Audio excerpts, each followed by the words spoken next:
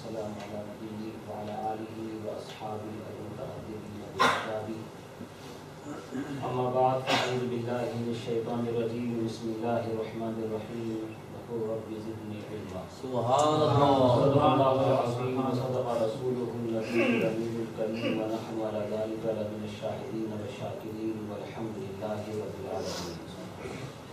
یا سید السادات جئتک قاصدا ارجو رضاک واحتمی بحماک یا اکرم الثقلین ویا کنز الورا جدلی بجودک وارضی برضاک. سربراہ شاہ کریمہ دستگیرہ اشرفا حرمت روح پیمبریت نظر حسن ماہ اے اشرف زمانہ زمانی بدنما درہائے بسترا ذکری کردشا.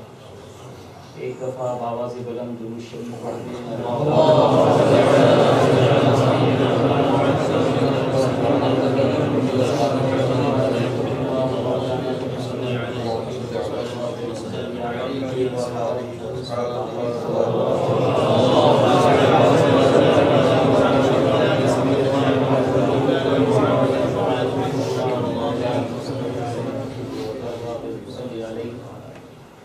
حضرات کرام، میرے پیش رو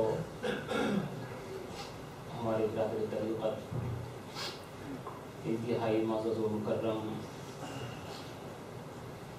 اور برطانیہ کے مشہور معروف خطیب علامہ و مولانا محمد اشرف مصباحی اشرفی رضی اللہ عنہ بہت ہی ماشاءاللہ جیسے کھلے انداز میں آپ حضرات کے سامنے علم دین کی اہمیت اور عظمت کو بیان کر رہے ہیں. رب تبارک و تعالیٰ ان کو اور زیادہ علم اور جو بھی علم کے بارے میں باتیں کہی گئی ہیں ہمیں آپ کو سب کو اس کے اوپر عمل کرنے کی. آپ کو علم ہے کہ اسلامک ایجوکیشن سینٹر بولٹن میں ہر سنڈے کو عربی کلاس ہوتا ہے. یہاں سے بھی کچھ لوگ حاضر ہوا کرتے ہیں. تو صبح ہم نے ان سے کہا کہ آج آپ لوگوں کو پڑھنا ہے، مجھے سننا ہے، کیونکہ حالت ایسی نہیں تھی کہ میں خود پڑھا سکوں. ان سے کہا کہ دعا کیجیے، آج تقریر بھی ہے تو اس وقت تک صحیح ہو جائیں. ماشاءاللہ ان کی دعائیں لگی، آدھی سے زیادہ دعا قبول ہو گئی. لوگ میں کوشش کروں گا کہ یہ ہوئے موضوع کے اوپر اپنے خیالات کا اظہار کر سکوں. جس طرح سے میں بولتا ہوں آپ لوگوں کو معلوم ہے، بارہا آپ نے تقریر سنی ہے. آج تقریر زیادہ نہیں ہوگی، مکالمہ ہوگا. عظمت دین اور عظمت علم کے تعلق سے تھوڑی سی گفتگو ہوگی. آیت کریمہ، چند احادیث، ہمارے بزرگوں نے کیا کہا ہے یہ بتایا جائے گا.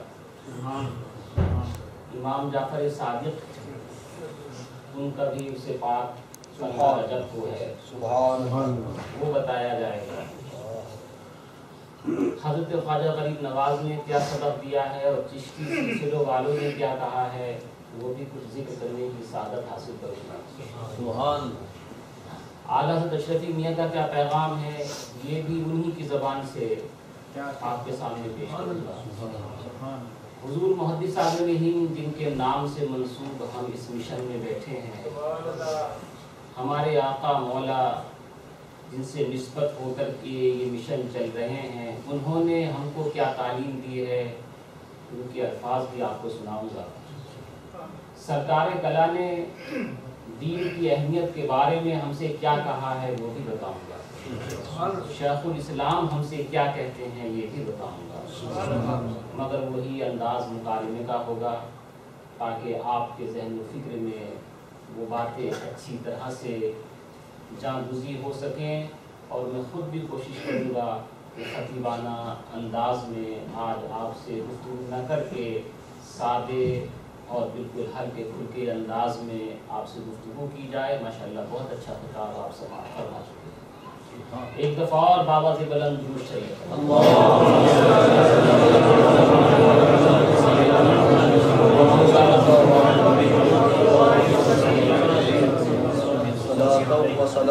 ابھی آپ نے سنا کہ رب تبارک و تعالیٰ نے ارشاد فرمایا وَقُلْ رَبِّ زِدْنِی عِلْمًا. اے حبیب یوں دعا مانگا کرو کہ تو میرے علم میں اضافہ فرما, مجھے زیادہ علم عطا کر. حضرت علامہ ابن حجر اسقلانی رضی اللہ تعالیٰ عنہ فتح الباری شریف بخاری کے اندر ارشاد فرماتے ہیں, اس کا ماحصل یہ ہے کہ اگر اللہ کی دی ہوئی ساری نعمتوں میں علم سے بڑی کوئی اور نعمت ہوتی تو اللہ اپنے حبیب کو اسی کے لیے دعا کرنے کو کہتا ہے. لیکن فرمایا کہ اے میرے اللہ میرے علم میں زیادتی کر, اور یہ رب کی طرف سے حکم ملا. اس سے پتہ چلتا ہے کہ رب کی تمام دی ہوئی نعمتوں میں علم سے بڑھ کر کے کوئی اور نعمت نہیں ہے. سبحان اللہ, سب سے بڑی سبحان اللہ. ابھی آپ نے یہ بھی سماعت فرمایا تفسیر کبیر کے حوالے سے کہ وہ صحابی جن کے بارے میں جبرائیل امین نازل ہوئے, عصر کی نماز کے بعد کا وہ ٹائم تھا, اور آ کر کے بتایا گیا کہ کچھ ہی دیر کے بعد آپ کا انتقال ہو جائے گا. صحابہ کو نور نبوت سے کتنا فیضان ملا تھا. ایسے نازک وقت میں انسان اپنی عقل کھو بیٹھتا ہے. اس کو پتہ نہیں چل پاتا کہ کیا کرنا ہے کیا نہیں. آدمی کو یہ بتایا جائے کہ چند منٹ کے بعد تو دنیا سے جانے والا ہے, سب بھول جائے گا, اسے کچھ یاد نہیں رہے گا کہ اب مجھے کیا کرنا ہے. مگر یہ نگاہ نبوت کا فیض تھا جو صحابہ پر پڑا تھا کہ ایسے نازک وقت میں بھی صحابی نے یہ صحیح فیصلہ کیا کہ اس چھوٹے سے وقت میں کچھ فیصلہ کروں گا تو غلطی ہو جائے گی. اپنے آپ سے کچھ فیصلہ نہیں کیا, انہی سے پوچھا کہ جب آپ نے یہ اطلاع دی ہے تو یہ بھی بتائیں کہ اس وقت میں کروں کیا. آپ ہی بتائیں. عبادات تو اور بہت ساری ہیں. ماں کا چہرہ دیکھنا عبادت, باپ کا چہرہ دیکھنا عبادت. ہم میں سے کسی کو معلوم ہو جائے نا کہ آدھا گھنٹہ باقی رہ گیا ہے تو سب سے پہلے یہ سوچے گا کہ کتنا مال کس کس کو بانٹنا ہے اور کیا کیا کرنا ہے. اللہ کے نبی صلی اللہ تعالی وسلم سے پوچھا کہ آپ ہی بتائیے اب میں کیا کروں. آپ نے فرمایا کہ علم میں لگ جاؤ. ایسا کیوں فرمایا؟ اس لیے کہ علم کا ایک مسئلہ سیکھنا بھی رات بھر نفل عبادت کرنے سے زیادہ اہم ہے. حضرت عبداللہ ابن عباس رضی اللہ تعالیٰ عنہما ارشاد فرماتے ہیں تدارس العلم ساعتا خیر من احیائها. رات کے کسی بھی حصے میں علم کا تھوڑا بہت درس یا تدریس علم کے تعلق سے پڑھنا لکھنا, اس کو حاصل کرنا, علم فقہ حاصل کرنا, یہ پوری رات جاگ کر کے نفل عبادت پڑھنے کرنے سے بہتر ہے.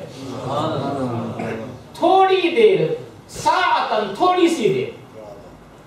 نبی کریم صلی اللہ تعالی علیہ وسلم نے یہ جو ارشاد فرمایا, مخدوم پاک کیا کہتے ہیں؟ یہ میرے سامنے لطائف اشرفی اور لطائف اشرفی کی جلد اول, اس جلد اول کے اندر حضرت مخدوم پاک رضی اللہ تعالیٰ عنہ ارشاد فرماتے ہیں کہ اگر کسی کو یہ پتہ چل جائے کہ اس کے مرنے میں صرف 1 ہفتہ باقی ہے تو کیا کرنا چاہیے؟ صرف 1 ہفتہ باقی. مخدوم پاک رضی اللہ عنہ فرماتے ہیں کہ اس کو یہ کرنا چاہیے کہ علم فقہ کا مسئلہ سیکھے, مسائل فقہ حاصل کرے. سبحان اللہ. فقہ کہتے ہیں دین کی سمجھ کو, دین کی سمجھ حاصل کرے. اللہ کے رسول صلی اللہ تعالی وسلم ارشاد فرماتے ہیں من یرید اللہ بہ خیرا یفقہہ فی الدین. جس کسی کے ساتھ رب تبارک و تعالی بھلائی کا ارادہ فرماتا ہے اسے دین کا فقیہ بناتا ہے, اسے دین کی سمجھ دیتا ہے. حضرت امام محمد رضی اللہ تعالیٰ عنہ کو انتقال کے بعد کسی نے خواب میں دیکھا. امام محمد شاگرد عظیم ہے امام اعظم کے, اور امام اعظم شاگرد عظیم ہے امام جعفر صادق کے. امام جعفر صادق رضی اللہ تعالیٰ عنہ کے بارے میں کہا کرتے تھے لولا السنتان لہلک النعمان, کہ اگر 2 سال نہ ہوتے ابو حنیفہ ہلاک ہو گیا ہوتا. پوچھا کہ 2 سال کون؟ 2 سال وہی کہ جن 2 سالوں میں شہزادہ رسول امام جعفر صادق کی بارگاہ میں بیٹھ گیا. کسی نے پوچھا کہ آپ کی عمر کیا ہے؟ فرمایا 2 سال. کہ اتنے بڑے لگتے ہیں 2 سال کیوں؟ کہ میں اپنی عمر وہی سمجھتا ہوں جس عمر کی مدت میں امام جعفر صادق کے پاس جا کر کے بیٹھ گیا. امام محمد رضی اللہ تعالیٰ عنہ کو وصال کے بعد کسی نے خواب میں دیکھا. پوچھا کہ حضرت امام آپ بتائیے کہ آپ کے اللہ نے آپ کے ساتھ کیا معاملہ کیا؟ امام محمد رضی اللہ تعالیٰ عنہ ارشاد فرماتے ہیں کہ مجھ کو میرے رب نے یہ کہہ کر کے بخش دیا کہ اے محمد اگر تجھے عذاب دینا مقصود ہوتا تو تجھے دین کا فقیہ نہ بناتا. دین کا فقیہ بنانا اس بات پہ دلالت کرتا ہے کہ عذاب دینا مقصود ہے ہی نہیں. اللہ کے نبی صلی اللہ تعالی علیہ وسلم تشریف لا رہے ہیں. یہ مشکاۃ شریف کی حدیث حضرت عبداللہ ابن عمر رضی اللہ تعالیٰ عنہ سے مروی. 2 جماعتیں مسجد نبوی میں تشریف لائے, ایک ادھر بیٹھی ہوئی ایک ادھر بیٹھی ہوئی. نبی کریم صلی اللہ تعالی علیہ وسلم آئے, آپ نے ارشاد فرمایا کلاہما علی خیر, دونوں اچھے کام کر رہے ہیں, دونوں بھلائی کے اوپر ہیں, تم بھی اور تم بھی. لیکن احدہما افضل من آخر, ان میں سے ایک دوسرے سے زیادہ بہتر ہے. کون کس سے بہتر ہے؟ فرمایا اما ہؤلاء فیدعون اللہ ویرغبون الیہ, کہ یہ لوگ جو ہیں یہ اللہ کی عبادت کر رہے ہیں, اللہ کی طرف رغبت حاصل کر رہے ہیں, نماز پڑھ رہے ہیں, اللہ سے دعا مانگ رہے ہیں, اچھا کام ہے. فَإِن شَاءَ أَعْطَاهُمْ وَإِن شَاءَ مَنَعَهُمْ, اگر اللہ ان کو چاہے تو ان کو دے, اگر چاہے تو ان کو منع کر دے, مگر ان کو اگر دے گا تو بھلا صرف ان کا ہوگا, کسی اور کا نہیں. مگر یہ وَأَمَّا هَؤُلَاءِ, لیکن یہ فَيَتَعَلَّمُونَ الْفِقْهَ بِالْعِلْمِ, یہ لوگ فقہ حاصل کر رہے ہیں, علم حاصل کر رہے ہیں. وَيُعَلِّمُونَ الْجَاهِلَ, اور یہ جاہل کو سکھا رہے ہیں. فَهُمْ أَفْضَلِ, تو یہ زیادہ بہتر ہے ان سے. وَإِنَّمَا بُعِثْتُ مُعَلِّمًا, اور مجھ کو تو معلم بنا کر کے بھیجا گیا ہے. ثُمَّ جَلَسَ فِيهِمْ, اس کے بعد وہاں آ کر کے بیٹھ گئے. وہاں نہیں بیٹھے, ادھر بیٹھے جہاں پڑھایا جا رہا تھا, علم دین سکھایا جا رہا تھا, باتیں بتائی جا رہی تھی, سکھا دیا. دونوں بہتر ہیں, مگر اس کا فائدہ صرف ان کو ہے اور اس کا فائدہ ان کو بھی ہے, ان کے بعد والوں کو. جیسے کہ میں نے ابھی بتایا کہ حضرت مخدوم پاک رضی اللہ تعالیٰ نے یہ فرمایا تھا کہ اگر کسی کو یہ پتہ چل جائے کہ اس کی عمر میں 1 ہفتہ باقی ہے تو وہ علم فقہ حاصل کرے اور اس کی فضیلت بھی بتائے. اچھے دانستن یک مسئلہ از علوم دینی بہتر از 1000 رکعت نافلہ است. ایک دینی مسئلے کا سیکھنا 1000 نفل رکعتوں سے بہتر ہے. حضرت امام راضی رضی اللہ تعالیٰ عنہ اس کے بعد ارشاد فرماتے ہیں کہ دین کی باتوں کو سیکھنا، اس کی اہمیت کا اندازہ اگر لگانا ہے تو حضرت عبداللہ ابن عباس رضی اللہ تعالیٰ عنہما یا حضرت مولا کائنات رضی اللہ تعالیٰ عنہ ان کی باتوں سے لگایا جائے. مولا کائنات رضی اللہ تعالیٰ عنہ ارشاد فرماتے ہیں کہ کچھ لوگ یہ سمجھتے ہیں علم اور مال زیادہ افضل، زیادہ بہتر ہے، اس سے زیادہ ترقی ملتی ہے. مولا کائنات ارشاد فرماتے ہیں مال سے بھی ترقی ملتی ہے مگر علم مال سے 7 درجہ بہتر ہے. 7 درجہ بہتر. اور پھر وہ بتایا بھی 7 درجہ کس طرح سے بہتر. مولا کائنات رضی اللہ عنہ کون؟ ان کے بیٹے حضرت امام حسین. امام حسین کے بیٹے کون؟ امام زین العابدین. امام زین العابدین کے بیٹے کون؟ امام محمد باقر. امام محمد باقر کے بیٹے کون؟ حضرت امام جعفر صادق رضی اللہ تعالیٰ. امام جعفر صادق رضی اللہ تعالیٰ یا ان کے آبا و اجداد ہو یا ان کے بیٹوں در بیٹوں جتنی بھی نسل چلی ہے ان کا تو معیار ہی علم رہا ہے. یہ کہا کرتے تھے علم 2 طرح کا ہوتا ہے. ایک علم وہ ہوتا ہے جو کتابوں سے حاصل ہوتا ہے، ایک علم وہ ہوتا ہے جو نگاہوں سے حاصل ہوتا ہے. اس لیے یہ نگاہوں والا علم یہ سادات میں سینہ در سینہ ہوتا ہوا چلا ہے. یہ حضرت امام جعفر صادق نے جو ایک کتاب لکھی جس کتاب کے اندر قیامت تک ہونے والے تمام تر حالات کو لکھ دیا، یہ کون سا علم تھا؟ وہی جو سینے سے ملتا ہے، وہ نہیں جو کتابوں سے ملتا ہے. ایک چیز کا علم حاصل کرنا، آج کیونکہ آپ کو غالباً مولانا فاروق صاحب ذکر کرنا اس کا بھول گئے یا بعد میں غالباً ذکر کرے کہ یہاں پر بھی عربی کلاسز 2 ہفتے سے ماشاءاللہ 2 ہفتے سے اعلان اس کے لیے چل رہے ہیں. اور میں نے سنا ہے کہ ماشاءاللہ تقریباً 36 یا اس کے آس پاس لوگوں نے اپنے نام لکھوا دیے. اللہ تعالیٰ ان کے اس جذبے میں اور زیادہ فراوانی عطا فرمائے. یہ علم دین کا حاصل کرنا، وہ بھی عربی زبان کا حاصل کرنا. صاحب در مختار اور رد المحتار بہت بڑے فقیہ ہیں، وہ ارشاد فرماتے ہیں، کہتے ہیں کہ عربی زبان کا سیکھنا، عربی زبان کا سکھانا، جو سیکھتا ہے اس کو بھی ثواب، جو سکھاتا ہے اس کو بھی ثواب. حضور نے ارشاد فرمایا صلی اللہ تعالی علیہ وسلم، عرب سے محبت کرو 3 وجہ سے. اس لیے کہ میں عربی ہوں، اس لیے کہ قرآن عربی میں ہے، اور اس لیے کہ جنتیوں کی زبان عربی ہے. عربی زبان کا سیکھنا عبادت اور سکھانا بھی عبادت ہے.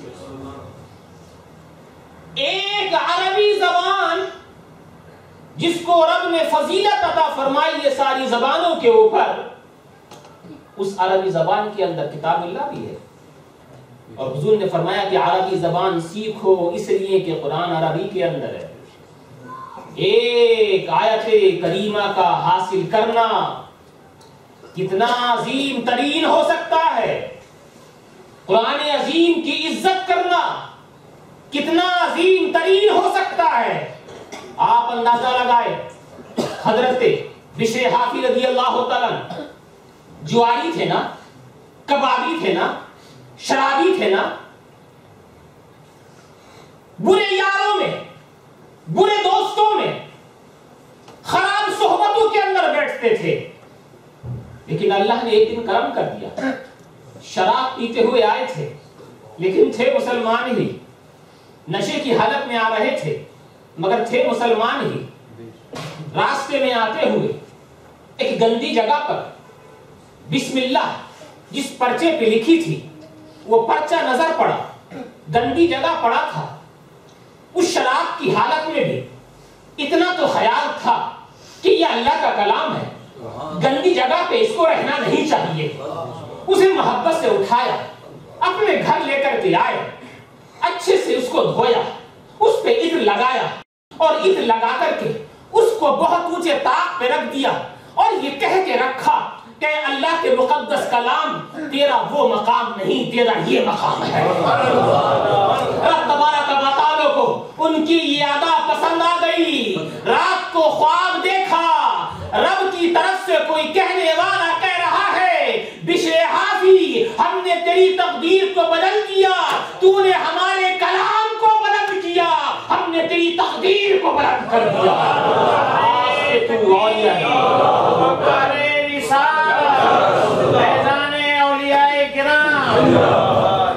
دیکھو کلام اللہ کے ایک پرچے کے ادب کرنے کی وجہ سے بشر حافی اولیاء کے سردار بنا دیے گئے۔ اللہ کے رسول صلی اللہ تعالی علیہ وسلم ارشاد فرماتے ہیں کہ ہر عصر کی نماز کے بعد شیاطین کا تخت سمندر کے کنارے بچھتا ہے۔ جو سب سے بڑا شیطان جو جنت سے نکالا گیا ہے وہ سب سے بڑی تختی پر، سب سے بڑے تخت پر، سب سے اونچی کرسی پر بیٹھتا ہے۔ جتنے بھی وزراء ہیں آس پاس بیٹھتے ہیں، اپنی کارستانی سب بتاتے ہیں۔ ایک کہتا ہے جناب والا آج میں نے بڑا اچھا کام کیا، پوچھتا ہے کیا اچھا کام کیا، کہ ایک بہت میاں بیوی محبت سے رہتے تھے، آج اتنی لڑائی کرائی اتنی لڑائی کرائی کہ آج طلاق ہی ہو گئی۔ شیطان سنتا ہے کچھ بولتا نہیں۔ دوسرا کہتا ہے دو بھائی بڑی محبت سے رہتے تھے، آج دونوں میں جھگڑا کرا کے آیا ہوں۔ کوئی کہتا ہے آج میں نے کسی کی نماز کو چھڑوا دیا ہے، کوئی کہتا ہے آج میں نے کسی کو شراب پلا دی ہے، کوئی کہتا ہے آج میں نے اس کو حرام کام میں مبتلا کر دیا ہے۔ شیطان کچھ نہیں کہتا، بیٹھا ہوا سنتا رہتا ہے۔ سب سے آخر میں ایک چھوٹا سا شیطان اٹھتا ہے، اٹھ کر کے کہتا ہے جناب والا آج میں نے کوئی بہت بڑا کام نہیں کیا ہے، ایک چھوٹا سا کام کر کے آیا ہوں۔ کہا بتا تو صحیح کہ کام کیا ہے؟ کہا کام یہ ہے کہ ایک چھوٹا سا بچہ مدرسے جا رہا تھا علم حاصل کرنے کے لیے، میں گیا اسے بہلایا پھسلایا، مدرسے جانے سے روک دیا، صرف اتنا کیا ہے۔ اللہ کے رسول صلی اللہ علیہ وسلم ارشاد فرماتے ہیں جب وہ سنتا ہے تو شیطان کرسی سے کود کر کے اس کے پاس آتا ہے، کہتا انتا تو نے ہی تو سب سے بڑا کام کیا ہے، سب سے بڑا کام تو نے ہی کیا ہے۔ سارے شیاطین جل جاتے اور کہتے ہیں ہم نے اتنے بڑے کام کیے، کوئی شاباشی نہیں ملی۔ ایک چھوٹے سے بچے نے چھوٹے سے بچے کو بہکا دیا، اتنی شاباشی ملتی ہے۔ کہا تم لوگ پریشان ہونا، آؤ میں اس کا جواب دیتا ہوں۔ فجر کی نماز ہونے والی تھی، راستے میں انسان کی شکل میں آ کر کے کھڑا ہو گیا ایک عابد و زاہد جو نامعلوم کتنے سالوں سے عبادت ریاضت نماز نفل کے اندر اپنے آپ کو لگائے ہوئے تھے۔ گھر کے باہر سے نکلے، نماز فجر کے لیے مسجد جا رہے ہیں، کھڑا ہو گیا، سلام کیا، انسانی شکل میں تھا نا، سلام کیا السلام علیکم۔ ایک نڈل لے کر آیا، سوئی لے کے آیا، اس کی طرف اشارہ کر کے بولا کہ یہ نڈل کا جو ہول ہے، یہ جو سوئی کا ناکا ہے، ایک مسئلہ پوچھنا ہے، کیا اللہ رب تبارک و تعالی یہ سارے زمینوں کو سارے آسمان کو کیا اللہ تعالیٰ اس سوئی کے ناکے کے اندر اس نڈل کے ہول کے اندر داخل کر سکتا ہے؟ وہ عابد تھے، عالم نہیں، اپنی عقل سے جواب دیتے تھے۔ کارے اتنے بڑے زمین اتنے بڑے آسمان، کہاں چھوٹا سا یہ سوئی کا ناکا، اتنے بڑے زمین و آسمان اس کے اندر کیسے آ سکتے؟ کہا حضرت بس یہی سوال کا جواب لینا تھا، آپ تشریف لے جائیے۔ کچھ دیر کے بعد ایک عالم صاحب آئے، نماز فجر کے لیے وہ بھی آ رہے ہیں، ویسے ہی سلام کرنے کے لیے آیا، السلام علیکم، ایک مسئلہ پوچھنا ہے۔ کہنے لگے جلدی سے پوچھ، فجر کا ٹائم جا رہا ہے، کا صرف چھوٹا سا مسئلہ، آپ یہ بتائیے کہ چھوٹے سے سوئی کے ناکے کے اندر کیا رب تبارک و تعالیٰ یہ سارے زمینوں سارے آسمانوں کو داخل کر سکتا ہے؟ انہوں نے فوراً کہا لا حول ولا قوت الا باللہ العلی العظیم، لگتا ہے تو شیطان مردود ہے۔ ارے یہ ہول چھوٹا سا، یہ سوئی کا ناکا، یہ تو بڑی چیز ہے. میرا رب اگر چاہے تو اس طرح کے ہزاروں زمین و آسمان کو اس چھوٹے سے ہول سے بھی زیادہ سوراخ کے اندر داخل کر سکتا ہے. یہ قرآن مجید ارشاد فرماتا ہے ان اللہ علی کل شیء قدیر، بے شک اللہ ہر چاہے پر قادر ہے، سب کچھ کر سکتا ہے. صرف یہی میں آپ سے پوچھنے والا تھا. یہ کہہ کر کے واپس آ جاتا ہے اور سارے شیاطین سے کہتا ہے دیکھا اس کے پاس علم تھا، اس کے پاس نہیں. اس کے علم نے اس کے ایمان کو بچا لیا اور اس کی جہالت نے اس کی نمازوں کو برباد کر دیا. اس لیے میں نے اس بچے کو اپنے گلے سے لگایا تھا، اس لیے کہ چھوٹے سے بچے کو مدرسے سے روک کر کے اس نے سب سے بڑا کام کیا ہے. آپ مجھے بتاؤ، چھوٹے سے بچے کو روکنا شیطان کے لیے سب سے بڑا ہو سکتا ہے، تو ایک بچے کو محدث اعظم مشن میں پہنچا دینا شیطان کے لیے کتنا بڑا ہوگا. اس کے سینے پہ وار ہوگا، رحمان کو خوش کرنے والا ہوگا. یہ معمولی چیز نہیں ہے کہ ایک آپ کا بچہ مدرسے میں آ کر کے بسم اللہ الرحمن الرحیم پڑھ لے. حضرت امام حضرت عیسیٰ علیہ الصلوۃ والتسلیم تشریف لے جا رہے ہیں، قبرستان سے کے پاس سے ہو کر کے گزر ہوا، دیکھا کہ قبر کے اوپر عذاب ہو رہا ہے. آپ رک گئے، کسی کام سے جا رہے تھے، جب واپس ہوئے تو دیکھا کہ اب وہ قبر کے اوپر سے عذاب جو ہو رہا تھا ختم ہو گیا. سن رہے ہیں نا؟ رب تبارک و تعالی سے عرض کیا پروردگارا جب ادھر سے جا رہا تھا تو عذاب میں مبتلا تھا اور جب ادھر سے آیا تو عذاب نہیں ہے. سبحان اللہ. وہی نازل ہوئی کہ ہمارے مقدس پیغمبر، بات دراصل یہ ہے کہ یہ شخص جب مرا تھا تو اپنی بیوی کو حاملہ چھوڑ کر آیا تھا، اس کے پیٹ میں بچہ تھا. یہ شخص گناہگار تھا، بدکار تھا، اس نے کوئی بھی نیک کام نہیں کیا تھا. جب اس کے یہاں بچہ پیدا ہوا تو وہ لڑکا تھا، بیوی اس کی نیک تھی. جب بچہ ہوشیار ہوا تو اس نے راہب کے پاس توریت پڑھنے کے لیے بھیجا. آج پہلا دن ہے کہ جب اس بچے نے راہب کے پاس آ کر کے پڑھا تھا بسم اللہ الرحمن الرحیم. جب اس کے بچے نے دنیا میں رہ کر بسم اللہ الرحمن الرحیم پڑھا تو ہماری غیرت کو گوارا نہ ہوا کہ اس کا بچہ دنیا میں رہ کر ہمیں رحمان اور رحیم پکارتا ہو اور ہم اس کے باپ کو قبر کے اندر عذاب دیں. اس بچے کے بسم اللہ پڑھنے کی برکت سے اس کے باپ سے عذاب کو ختم کر دیا گیا. بسم اللہ کی برکت ہے، صرف بسم اللہ کی برکت کی وجہ سے. آپ اگر اپنے بچوں کو یہاں لا کر کے پڑھائیں گے، پورا قرآن پڑھے گا، پھر جب آپ قبر کے اندر جائیں گے وہی بچہ آپ کی قبر پہ جا کر کے ادھم شریف پڑھ کر کے آپ کی روح کو اصحال ثواب کرے گا.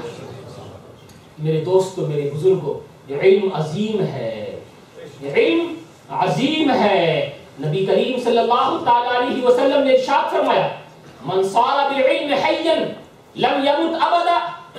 جو کوئی علم کے ذریعے زندہ رہتا ہے کبھی مرتا نہیں، کبھی نہیں مرتا ہے.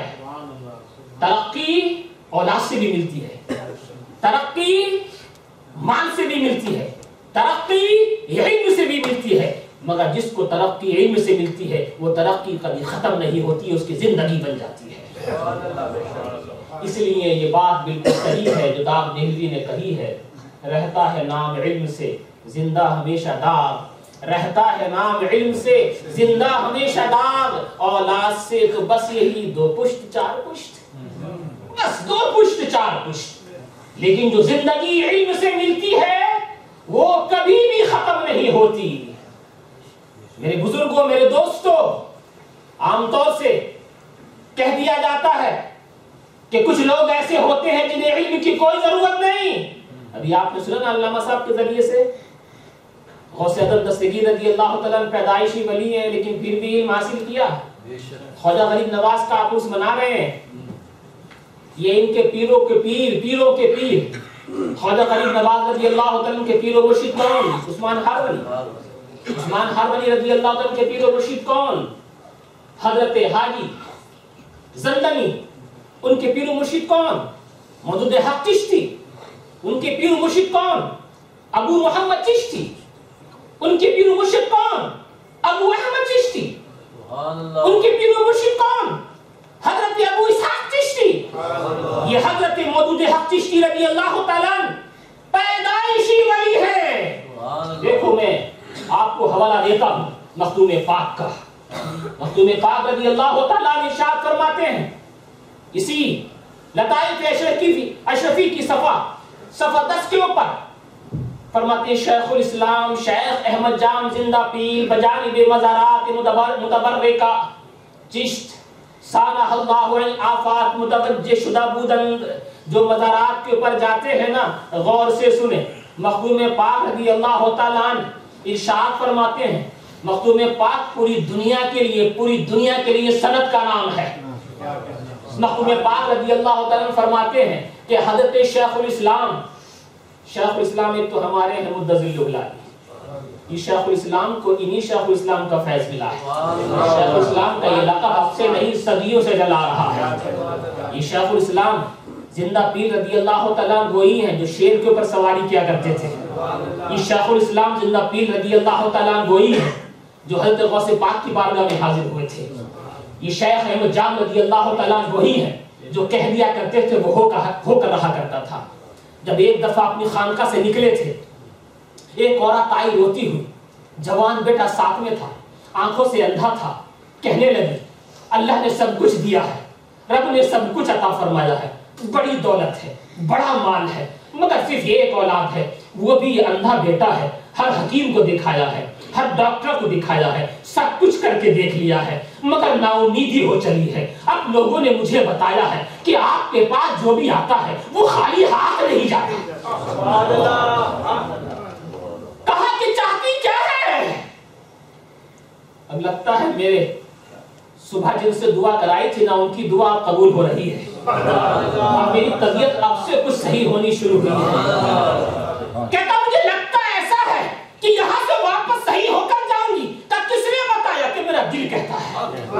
کا بات کیا ہے کہ ہر حکیم کے پاس ہو کے آئی ہوں ہر ڈاکٹر کے پاس ہو کے آئی ہوں سب نے منع کر دیا ہے مگر میرے بیٹے کی آنکھ مجھے لگتا ہے یہیں سے ہو کر کے صحیح ہوگی. کہا سن یہ بات تو تجھے یاد ہے کہ اندھوں کو بینا کر دینا یہ حضرت عیسیٰ کا معجزہ تھا. احمد جام سے کہاں ہو سکے گا. مردوں کو زندگی دینا یہ حضرت عیسیٰ کا معجزہ ہے. احمد جام سے کہاں ہو سکے گا. کوڑیوں کو صحیح کرنا یہ ہے حضرت عیسیٰ کا معجزہ تھا. احمد جام سے کہاں ہو سکے گا. یہ کہہ کر کے اپنی خانقاہ میں واپس گئے. جب واپس گئے تو زبان پہ خود آ گیا. زبان پہ خود ہی کہنے لگے ارے مردوں کو زندگی دینے والا یہ عیسیٰ کون ہوتے ہیں. ہم مردوں کو زندگی دیتے ہیں. نابینا کو بینائی دینے والا کون ہوتا ہے عیسیٰ. ہم نابیناؤں کو بینائی دیتے ہیں. کوڑیوں کو صحیح کرنے والا عیسیٰ کون ہوتا ہے. ہم کوڑیوں کو صحیح کرتے ہیں. یہ کہہ کر کے اپنی خانقاہ سے باہر آئے اور فرمایا اس بچے کو واپس بلاؤ. واپس بلایا اس کی آنکھوں پہ اپنی انگلیوں کو رکھا اور کہا انظر باذن اللہ اللہ کے حکم سے دیکھ. وہ نابینا دیکھنے لگا. دیکھنے لگا.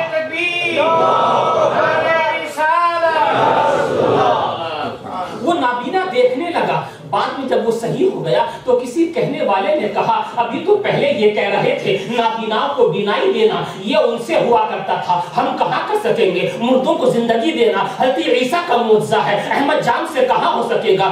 یہ نابیناؤں کو بینائی دینا ان کا معجزہ ہے مجھ سے کہاں ہو سکے گا. اور یہ کوڑیوں کو صحیح کر دینا ان کا معجزہ ہے مجھ سے کہاں ہو سکے گا. اور کچھ ہی دیر کے بعد کہتے ہیں نابیناؤں کو بینائی ہم دیتے ہیں مردوں کو زندگی ہم دیا کرتے ہیں اور اندھوں کو سہاکا ہم کیا کرتے ہیں. کوڑیوں کو صحیح سالم ہم کیا کرتے ہیں. ایک ہی زبان ہے باتیں دو ہیں. کہا نہیں بات کچھ اور ہے جو تو سمجھ نہیں پا رہا ہے.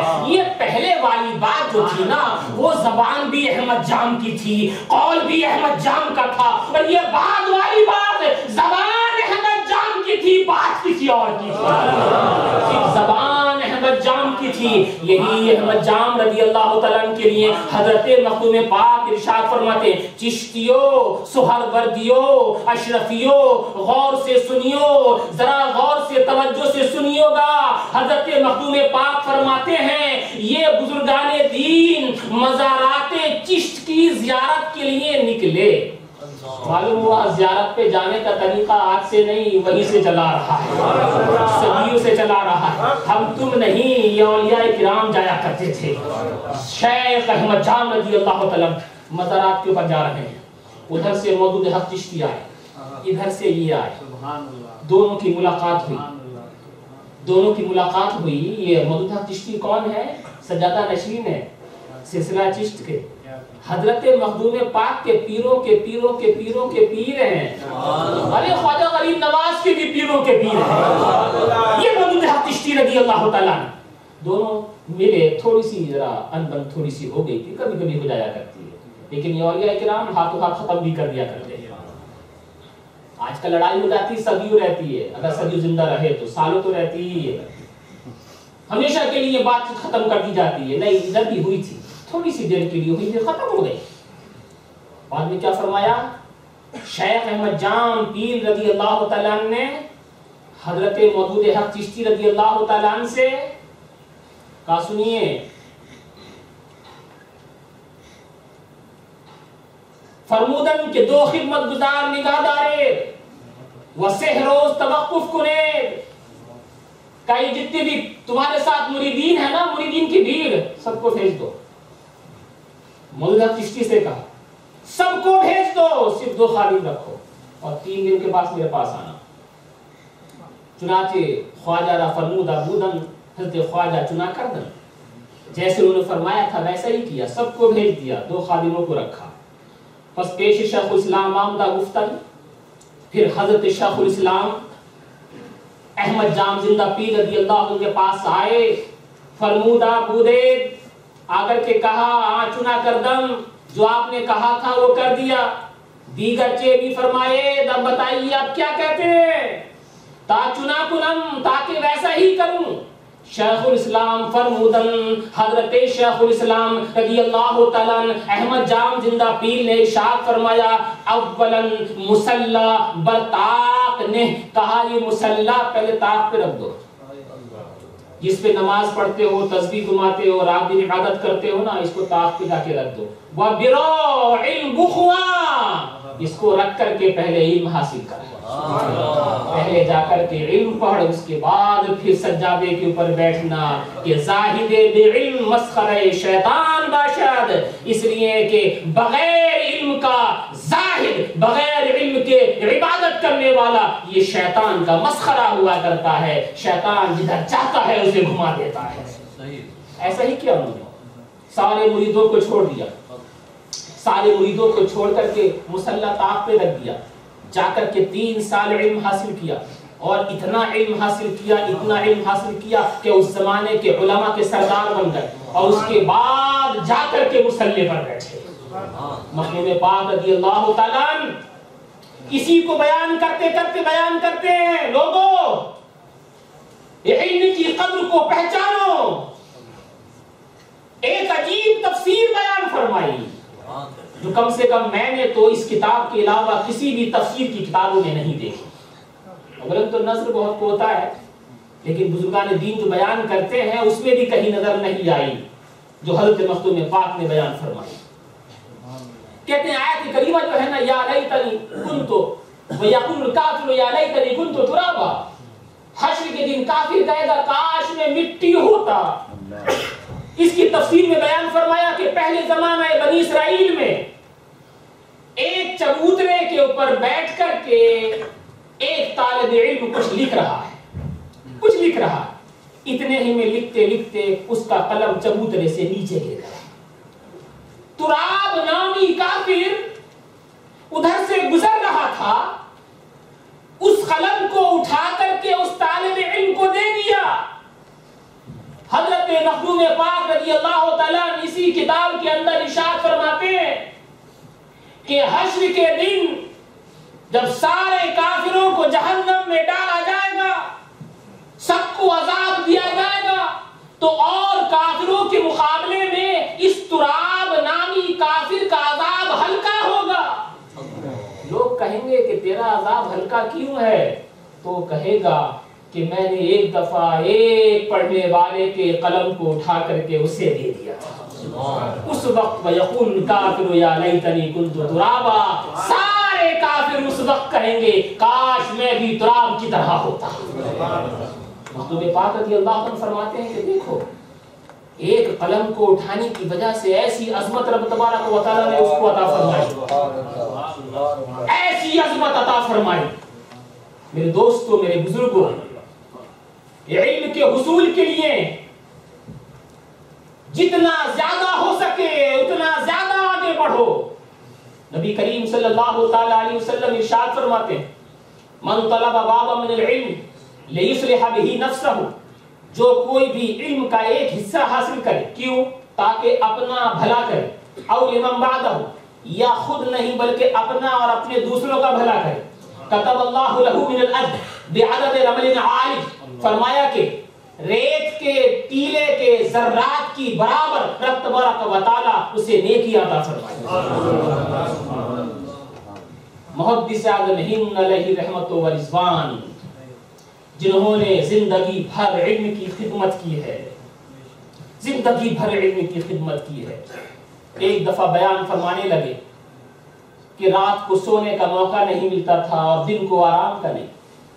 مدینہ منورہ میں حاضر ہوا تو دل میں خیال پیدا ہوا کہ اللہ کے رسول صلی اللہ تعالی علیہ وسلم کی بارگاہ میں جا کر کے یہ عرض کروں کہ یا رسول اللہ، جس مشن میں بیٹھے ہو انہوں نے جو اپنا واقعہ بیان کیا ہے غور سے سن رہے ہو نا. فرمایا دل میں خیال پیدا ہوا، اللہ کے رسول صلی اللہ علیہ وسلم کی بارگاہ میں حاضر ہوں، جا کر کے عرض کروں یا رسول اللہ، جس کام کے اوپر آپ نے لگایا تھا مجھ سے نہیں ہو پاتا، رات کو جاگتا ہوں، دن میں آرام نہیں ملتا، بوڑھا ہو گیا ہوں، اب نہیں مل پاتا، اب مجھے اس سے سبکدوش کر دیا جائے، تھوڑا آرام لینے دیا جائے. فرماتے ہیں یہ سوچ کر کے اپنی قیام گاہ سے مدینہ منورہ کے اندر نبی کریم صلی اللہ تعالی علیہ وسلم کی بارگاہ کے لیے کہ وہاں جا کر کے صلاۃ و سلام کر کے یہ عرض کروں گا یا رسول اللہ، جن خدمت پر مجھے معمور فرمایا گیا ہے اب وہ میری طاقت سے باہر ہے، اس لیے مجھے اس کو سبکدوش فرما دیا جائے. اسی عزم سے قیام گاہ سے مسجد نبوی کی طرف روانہ ہوا. فرماتے راستے میں ایک بزرگ ملے اور مجھ سے کہنے لگے باتوں باتوں ہی میں، چلیے میں آپ کو اپنا کتب خانہ دکھاتا ہوں. کتب خانہ دکھانے کے لیے اپنے گھر لے گئے، ذاتی کتب خانہ تھا. انہوں نے ایک کتاب نکالی اور کتاب نکال کر کے مجھے دی کہ اس کا مطالعہ کیجیے. تب میں نے اس کا نام بھی نہیں دیکھا کہ کتاب کون سی تھی، بیچ میں سے یوں ہی کھولا، جیسی ہی میں نے کھولا تو حضرت فاطمہ الزہرا کا قول وہاں نظر آ گیا. فاطمہ الزہرا بنت رسول صلی اللہ تعالی علیہ وسلم فرماتے ہیں کہ جیسے ہی کھولی اس حدیث پر نظر پڑی کہ شہزادی اسلام خاتون جنت نے یہ دعا کی تھی کہ میرے اللہ میرے بابا جان کی امت کے علماء کا رزق زمین میں بکھیر دے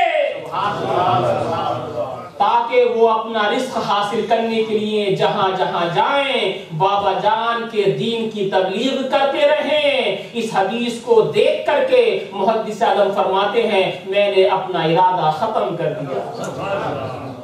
رات و دن علم دین کی خدمت کرنے والا جب اس حدیث کو دیکھتا ہے، کیا فرمایا فاطمہ الزہرا رضی اللہ تعالی، یہ جتنے بھی خدمت کرنے والے ہیں نا، خدمت چاہے تھوڑی ہو یا زیادہ ہو، یہ دل کی بات ہے، دل سے ہو کم ہو یا زیادہ ہو رب قبول کرتا ہے.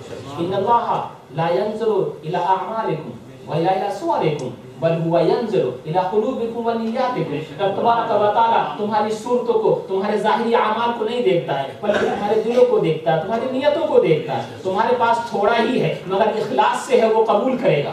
لیکن اتنا ضرور یاد رکھنا، محدث اعظم ہند مشن ہو یا کوئی اور دیگر مرکز ہو، اس میں اگر کوئی انسان بھی دین کی خدمت کرتا ہے، دین کی خدمت کرتا ہے، ایک تو یہ کہ اس کو مخدوم پاک کے کہے ہوئے کے مطابق عظیم ثواب ملے گا، اور یہ پھر یہ کہ فاطمہ الزہرا کی دعا کا مستحق بن جائے گا.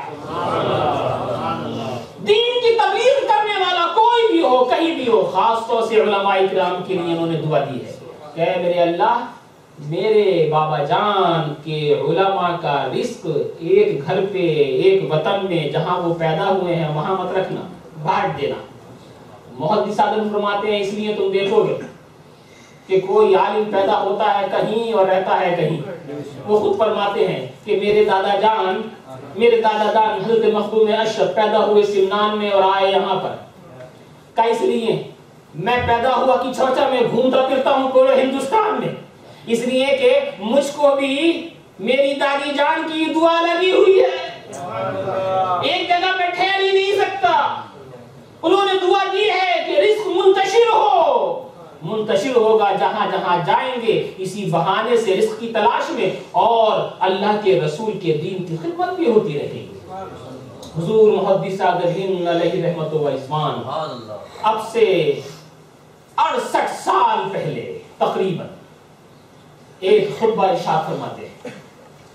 خطبے میں کہتے ہیں، فرماتے ہیں میں اس سے تھوڑے تھوڑے الفاظ، کم سے کم ہمارا تو حق بنتا ہے نا کہ ہم محدث اعظم ہند کے کہے ہوئے پہ عمل کریں، لیکن یہ بات بھی حق ہے کہ محدث اعظم ہند صرف ہمارے نہیں سارے سنیوں کے ہیں، سارے سنیوں کا حق بنتا ہے کہ ان کے کہے ہوئے پہ عمل کریں۔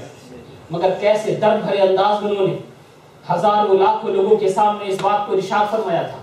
بنارس کانفرنس کے اندر جب بے شمار علماء کرام تشریف فرمائے، خود حضرت سید اللہ فاضل مہا ان جیسے حضرات اکرام تشریف فرما تھے، کہنے لگے، میں صرف جملے ان کے عرض کر رہا ہوں تلخیصاً، فرمایا لوگوں کیا ہمارے رہنما ہمارے بزرگ ہم سے بے پرواہ ہیں؟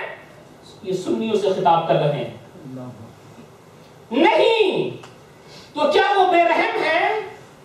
فرماتے توبہ توبہ، یہ کہنا تو سفید جھوٹ بولنا ہے، ان کی راتیں ہمارے لیے اہمیں کٹی، ان کے دن ہمارے غم میں بسر ہوئے، ان کے پاس کوئی ایسی دعا نہیں جس میں ہماری یاد نہ ہو، ان کی زندگی کا کوئی ایسا لمحہ نہیں جس میں ہماری تڑپ نہ ہو۔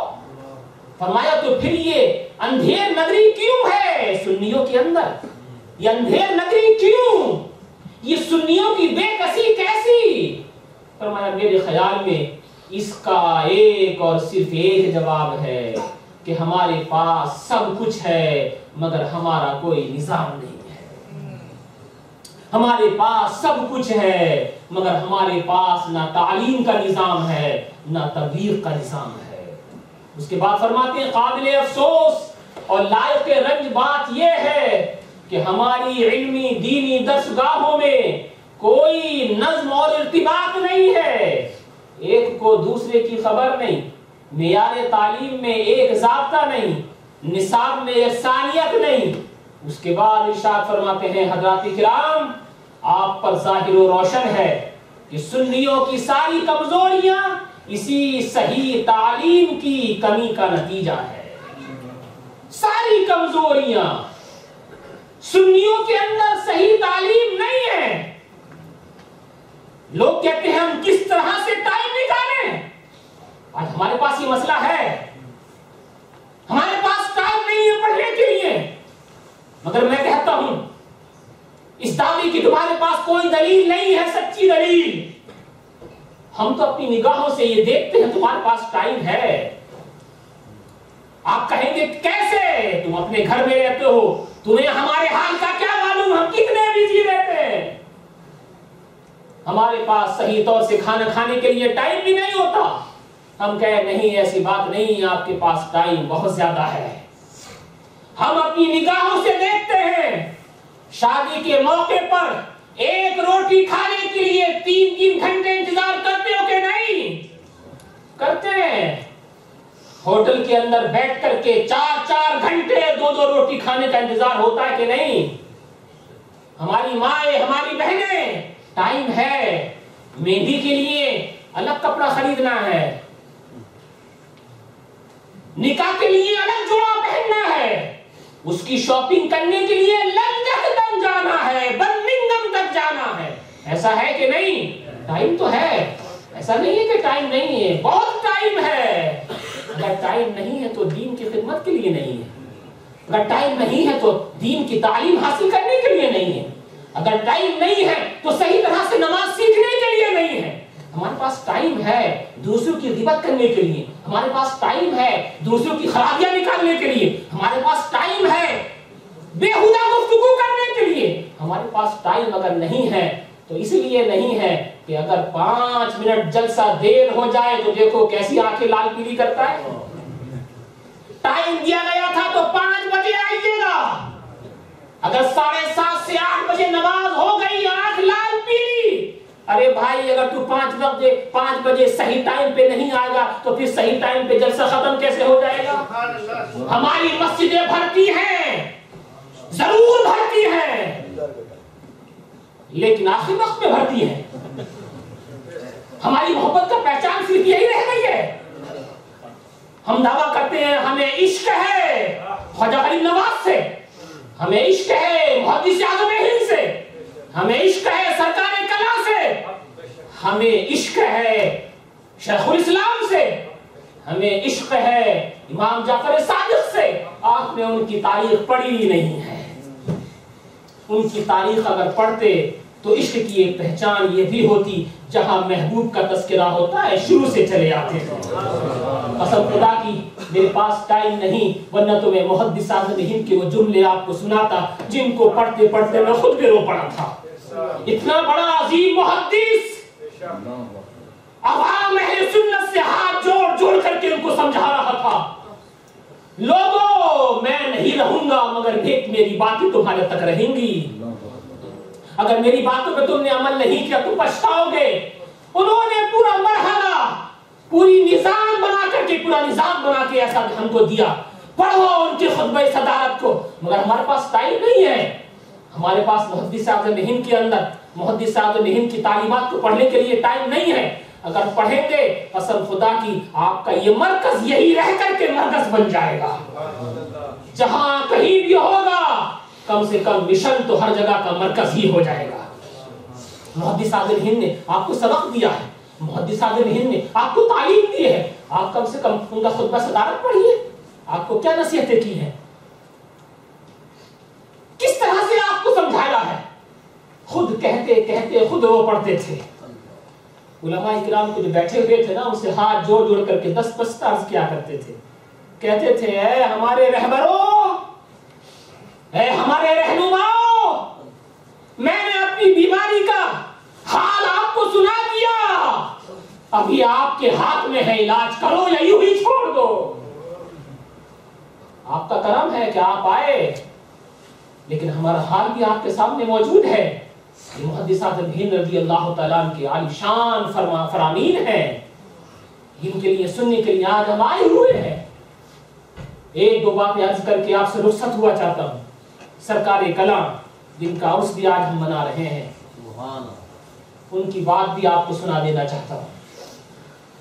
مختوم الاولیاء اس کے صفحہ 333 کے اوپر حضرت سرکار کلام رضی اللہ تعالیٰ عنہ نے جب اعلیٰ حضرت اشرفی میاں علیہ رحمت و رضوان کے قائم کردہ مدرسے کے بارے میں، اس کی عظمت اور اہمیت کے بارے میں بتانا شروع کیا تو یہ الفاظ سے شروع فرمایا۔ سارے لوگوں سے کہتے لوگوں قرآن و حدیث کی تعلیم وہ ربانی روشنی ہے، اس لیے بیٹھے ہیں نا عظمت تعلیم کے لیے، اہمیت تعلیم بتانے کے لیے بیٹھے ہیں نا۔ فرمایا لوگوں قرآن و حدیث کی تعلیم وہ ربانی روشنی ہے جس سے ایمان سچائی اخلاق اور انسانیت کی شاہراہ ملتی ہے، اور جو بندگی کو سنوارتی ہے، ضمیر میں پاکیزگی کی روح پیدا کرتی ہے، اخلاق اور انسانیت کے وہ جوہر ابھرتے ہیں کہ انسان کائنات کا سب سے قیمتی سرمایہ بن جاتا ہے۔ حضور شیخ الاسلام سے اگر تمہیں دین کی عظمت کو سیکھنا ہے تو ان کی پوری زندگی کو دیکھ لیجیے، پوری زندگی کو دیکھ لیجیے، دین کی عظمت خود بخود معلوم ہو جائے گی۔ محدث اعظم مشن کے اندر بیٹھ کر کے دین کی اور علم کی اہمیت کے موضوع کے اوپر تقریر سننے اور سنانے والوں، ہمارا اور آپ کا سب کا حق بنتا ہے کہ ہم اس وقت کے حالات کو پہچانیں۔ ہمیں ضرورت ہے، ہماری مسجدوں کو ضرورت ہے کہ نوجوان نسل میں امام پیدا ہو، ہمارے بچوں کو ضرورت ہے کہ انگلش میں بیان کرنے والے پیدا ہوں. یہ ضرورت یوں ہی پوری ہو جائے گی؟ نہیں، ہمیں اپنے درمیان سے اماموں کو پیدا کرنا ہے، ہمیں اپنے درمیان سے مبلغین کو پیدا کرنا ہے. اور یہ یوں ہی ہو جائے گا؟ نہیں، ہم میں سے ہر ایک کی ذمہ داری ہے. اللہ کے رسول صلی اللہ تعالی علیہ وسلم ارشاد فرماتے ہیں کلکم راعٍ وکلکم مسئول عن رعیتہ. تم میں سے ہر ایک ذمہ دار ہے اور ہر ایک سے اس کی ذمہ داریوں کے بارے میں حشر کے دن پوچھا جائے گا کہ تو نے اپنی ذمہ داریاں کس طرح سے نبھائیں. صرف یہ مت سمجھیے گا یہ ذمہ داری میرے اوپر ہے، مولانا ارشد صاحب کے اوپر ہے، مولانا فاروق صاحب کے اوپر ہے یا مشن والوں کے اوپر ہے. نہیں، اگر تم باپ ہو تو تمہاری ذمہ داری تمہارے بیٹوں بیٹیوں کی تمہارے اوپر ہے. اور حشر کے دن تم سے ضرور پوچھا جائے گا تم نے اپنے بیٹوں اور بیٹیوں کے بارے میں کیا کیا. میرے دوستوں، میرے بزرگوں، اپنے آپ کو پہچانو، اپنی قدر کو پہچانو، اپنی عظمت کو پہچانو، علم دین کی عظمتوں کو پہچانو. اور یاد رکھو اللہ کے رسول صلی اللہ تعالی علیہ وسلم نے کیا ارشاد فرمایا. فرمایا ایک گھڑی کا پڑھنا پڑھا لینا، دین کی بات سیکھنا سکھا دینا 1 منٹ کے اندر رات بھر نفل نماز پڑھنے سے بہتر ہے. اس کی عظمت کو پہچاننا، اگر اس کو پہچان گئے تو یقین جانیے آپ پڑھنے پڑھانے میں یقیناً دل لگا کر کے حصہ لیں گے. اللہ تعالیٰ میری اور آپ کی سب کی حاضری کو اپنی بارگاہ میں قبول فرمائے اور ان بزرگان دین کے فیضان سے ہم سب کی دین اور دنیا دونوں کو بہتر سے بہتر فرمائے. آمین. وآخر دعوانا الحمدللہ رب العالمین. صلاۃ و سلام کے لیے کھڑے ہو جائیں. سلام کے بعد دعا ہو جائے گی، دعا کے بعد انشاءاللہ